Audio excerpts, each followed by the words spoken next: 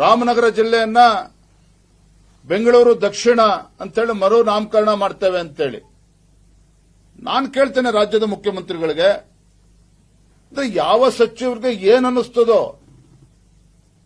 ನೀವು ಕ್ಯಾಬಿನೆಟ್ ಅಲ್ಲಿ ಇಟ್ಟಾಗ ನಿರ್ಧಾರ ಮಾಡ್ತೀರಾ. ನಾಳೆ ವಿಜಯಪುರ ಜಿಲ್ಲೆ ಅಲ್ಲಿ ಒಬ್ಬ ಉಸ್ತುವಾರಿ ಸಚಿವರು ಅವರು ಇನ್ನೇನೋ ಬೇರೆ ಹೆಸರು ಇಡಬೇಕು ಅನ್ನಿಸ್ತದೆ.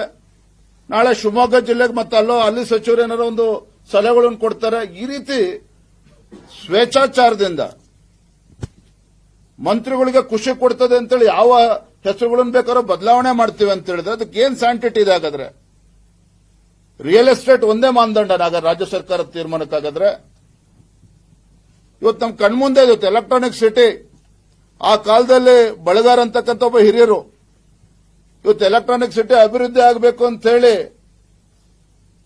ಇವತ್ತು ಎಕರೆಗೆ 5 ಲಕ್ಷ ರೂಪಾಯಿ ಸಿಗ್ತಾ ಇತ್ತು. ಆ ಕಾಲದಲ್ಲಿ ಯಾರು ಕೂಡ ಮುಂದೆ ಬರ್ತಾ ಇರಲಿಲ್ಲ. ಅದೇ ಇವತ್ತು ಎಲೆಕ್ಟ್ರಾನಿಕ್ ಸಿಟಿ ಇವತ್ತು 50 ಕೋಟಿ ರೂಪಾಯಿ ಕೊಟ್ಟರು ಕೂಡ ಒಂದು ಎಕರೆ ಜಮೀನು ಸಿಗೋದಿಲ್ಲ. ಆದ್ರೆ ಅಭಿವೃದ್ಧಿಯಲ್ಲಿ ನಾವು ಗಮನಿಸಬೇಕಾಗಿರ್ತಕ್ಕಂಥದ್ದು.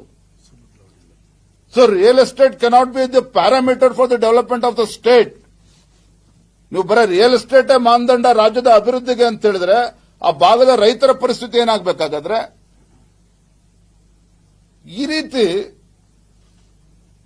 ಹಿಂದೆ ಮುಂದೆ ಆಲೋಚನೆ ಮಾಡದೇನೆ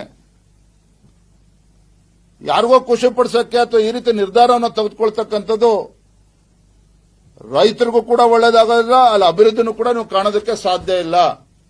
ರಾಮನಗರ ಜಿಲ್ಲೆಯನ್ನ ಬೆಂಗಳೂರು ದಕ್ಷಿಣ ಅಂತೇಳಿ ಮರು ನಾಮಕರಣ ಮಾಡ್ತೇವೆ ಅಂತೇಳಿ ನಾನು ಕೇಳ್ತೇನೆ ರಾಜ್ಯದ ಮುಖ್ಯಮಂತ್ರಿಗಳಿಗೆ, ಯಾವ ಸಚಿವರಿಗೆ ಏನ್ ಅನ್ನಿಸ್ತದೋ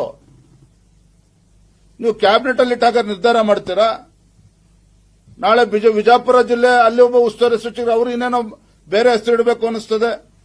ನಾಳೆ ಶಿವಮೊಗ್ಗ ಜಿಲ್ಲೆಗೆ ಮತ್ತೆ ಅಲ್ಲಿ ಸಚಿವರು ಏನಾರೋ ಒಂದು ಸಲಹೆಗಳನ್ನು ಕೊಡ್ತಾರೆ. ಈ ರೀತಿ ಸ್ವೇಚ್ಛಾಚಾರದಿಂದ ಮಂತ್ರಿಗಳಿಗೆ ಖುಷಿ ಕೊಡ್ತದೆ ಅಂತೇಳಿ ಯಾವ ಹೆಸರುಗಳನ್ನು ಬೇಕಾದ್ರೂ ಬದಲಾವಣೆ ಮಾಡ್ತೀವಿ ಅಂತ ಹೇಳಿದ್ರೆ ಅದಕ್ಕೆ ಏನ್ ಸ್ಯಾಂಟಿಟಿ ಇದೆ? ಹಾಗಾದ್ರೆ ರಿಯಲ್ ಎಸ್ಟೇಟ್ ಒಂದೇ ಮಾನದಂಡ ರಾಜ್ಯ ಸರ್ಕಾರದ ತೀರ್ಮಾನಕ್ಕಾಗಾದ್ರೆ ಇವತ್ತು ನಮ್ಮ ಕಣ್ಮುಂದೆ ಇವತ್ತು ಎಲೆಕ್ಟ್ರಾನಿಕ್ ಸಿಟಿ, ಆ ಕಾಲದಲ್ಲಿ ಬಳಗಾರ್ ಅಂತಕ್ಕಂಥ ಒಬ್ಬ ಹಿರಿಯರು ಇವತ್ತು ಎಲೆಕ್ಟ್ರಾನಿಕ್ ಸಿಟಿ ಅಭಿವೃದ್ಧಿ ಆಗಬೇಕು ಅಂತ ಹೇಳಿ